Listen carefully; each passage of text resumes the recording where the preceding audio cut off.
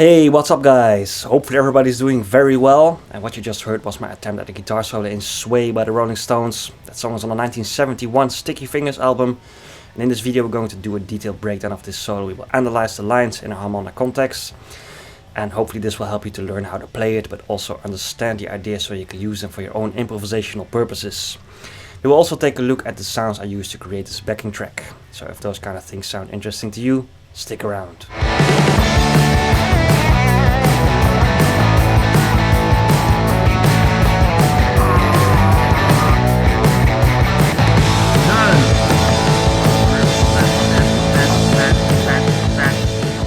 As much as I like to practice and develop my skills in miking up amplifiers and record guitar sounds the classic way, all of the sounds you heard are made using the amp and cabinet sims in Logic. Get the fuck out of here. So the rhythm guitar on the right was the Les Paul played on the neck pickup. That's going into a Fender Blackface twin style amplifier, so 2 times a 12-inch speaker. It has a U87 style microphone in front of it. Here's how that sounds outside of the mix.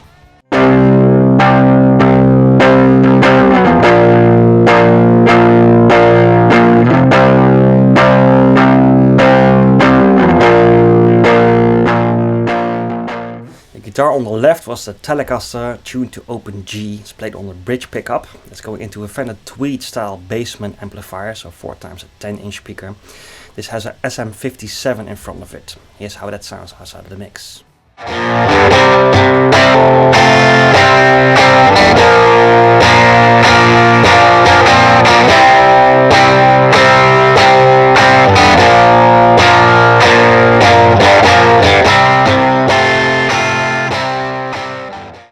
Right, and the bass is going into an Ampeg B15 flip-top style amplifier, so that has a 15-inch speaker and a U87 style microphone in front of it.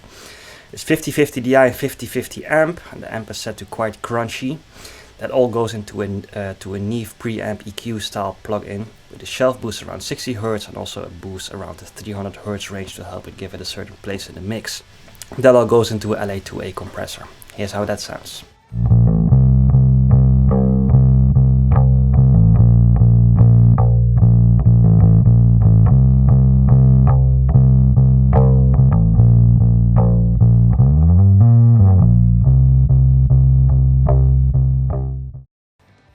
For the solo sound, I tried to mimic the original recording a little bit. It's not so easy, but it's always fun to investigate what kind of gear they could have been using. Could be Crank Deluxe Reverb or Tweed Deluxe or one of those big super heavy Ampeg combos. What I chose, I played the Les Paul, played on a neck pickup. It goes into a Tweed Deluxe, basically diamond with a ribbon 121 style microphone in front of it. But first, and this is important, it goes into a treble booster. And this cuts some on the low end, but it also opens up harmonic content in the mids and in the highs. There's also a hint of an effect going on the original recording, maybe not. Could be Univibe or something like that. Anyway, I created a parallel track with a flanger on it so I can blend that into taste very subtly. Here's how it sounds.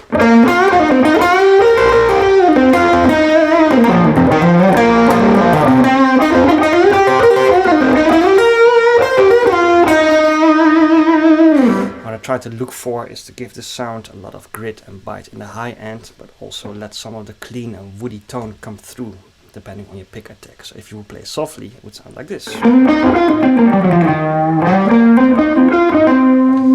you would have a clean blues tone going on. Also, if you dig in hard, you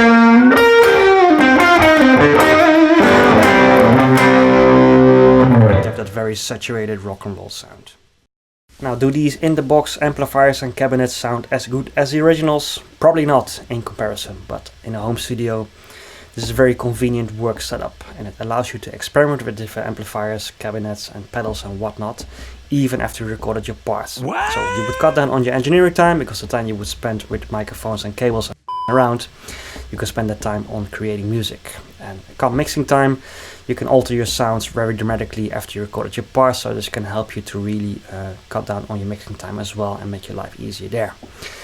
But I think the largest benefit is gained with inspiration, and when you're looking for a certain sound or a certain part, if you would change your sound dramatically, It could help you to open up for new ideas to create a certain part more dedicated to that sound, while you wouldn't go for that sound in the first place because it wasn't your cup of tea in the first place. But I think this is a huge benefit gained from this way of in-the-box recording. Okay, it's now time for the solo breakdown. I've included a link in the description below to the transcription. You're welcome, may it please you. This is a ballad, a slow-paced song, but the note density is quite high on paper. There's a lot of 16ths and 30 seconds and even 30-second triplet phrases going on.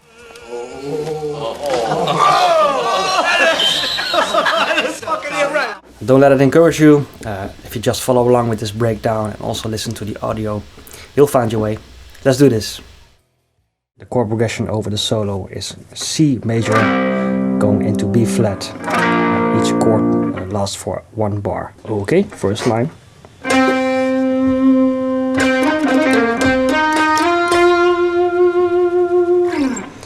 So we start with the tonic.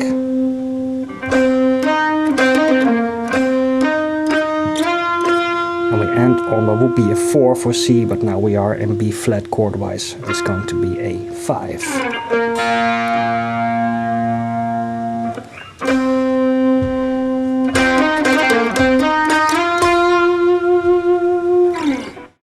Second line, which starts at the end of this B flat bar. It's going like this.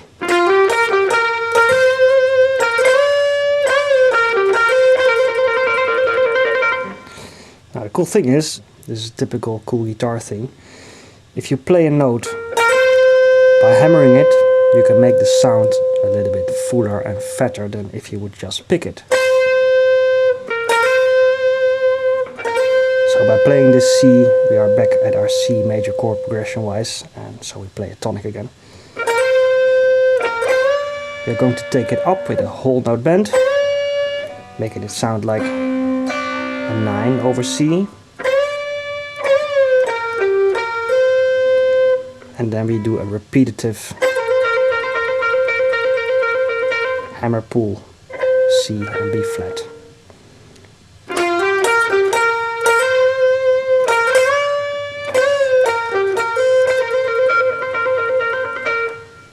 This is happening again over a B flat chord, making it sound like a 9.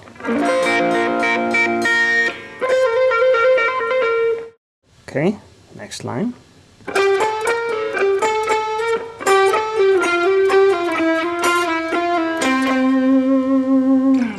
So at the end of the bar on the B flat we start with. Now here we got some interesting sounds going on. This is happening over a B flat chord. It's going to be a 6th, a major 7th, tonic, major 7th, the 6th, major 7 again.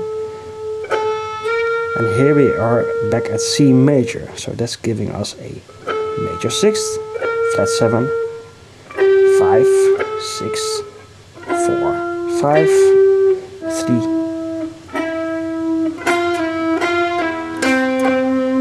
landing on a C again, and that's going to be sounding like a 9 over a B flat chord.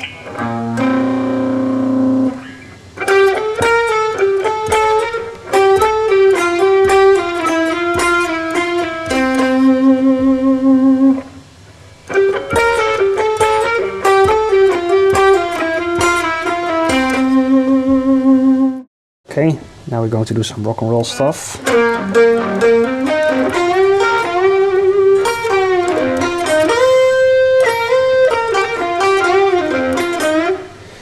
Okay, so what we're going to do here is play a typical Mick Taylor thing. We're going to play our C at tonic, viciously slide it back very quickly. Typical bend.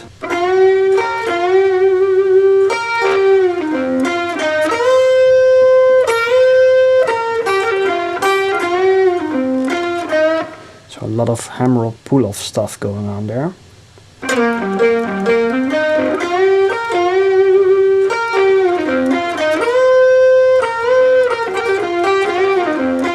Maybe worth to mention, but maybe not. It's not so interesting, but over B flat this is going to be tonic 6.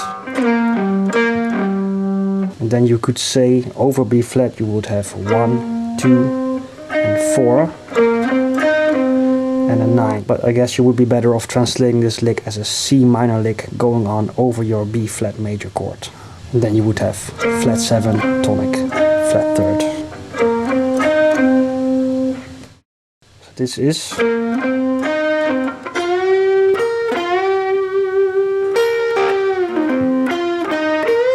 Now by the time we bend up this note, B flat to C,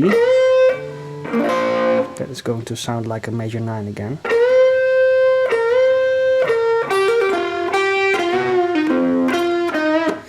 Then we're going to switch a little bit upwards in position.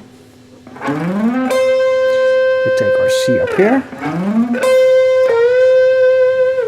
Going to take our 15 position G string and bend that up. Go back to our 8 position.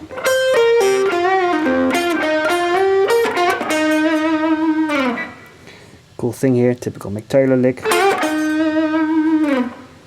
So we're going back to our root position and we have.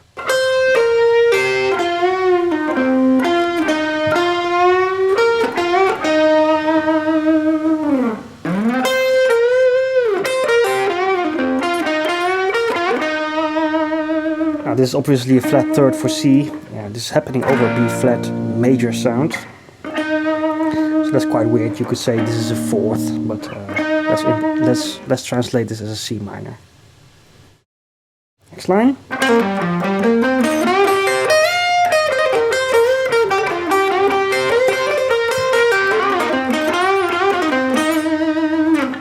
So that's quite a mouthful. So this is happening.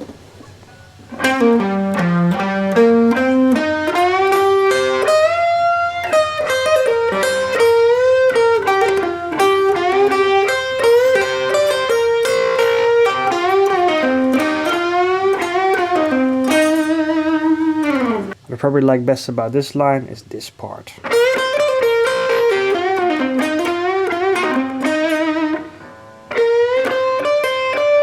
This 9 here is a nice touch.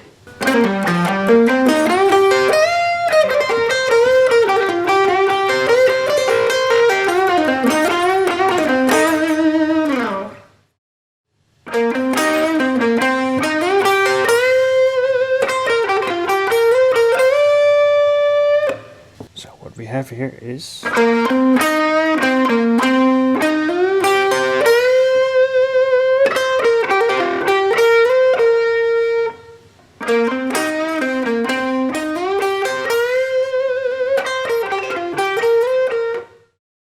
then we start with our tonic and the full note upwards. Over C, this will sound like a 9.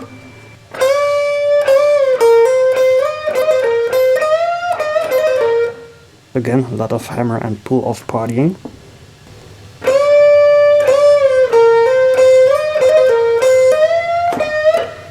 And a nice detail here is that he doesn't actually pick this note here.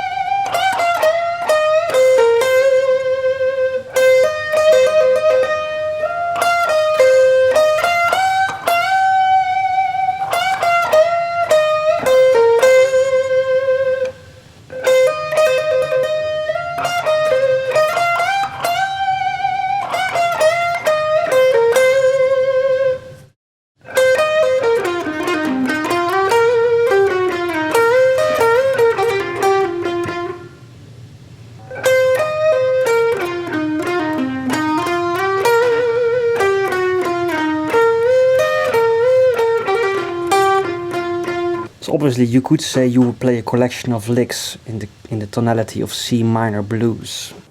You could say that. But they do provide a cool color over this B flat chord. Here's a little example. This lick over C minor.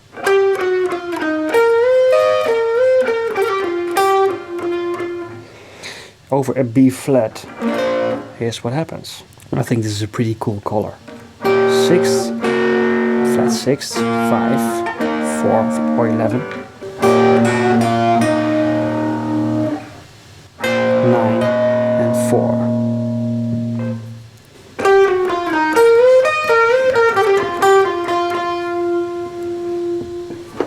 Okay, there we go.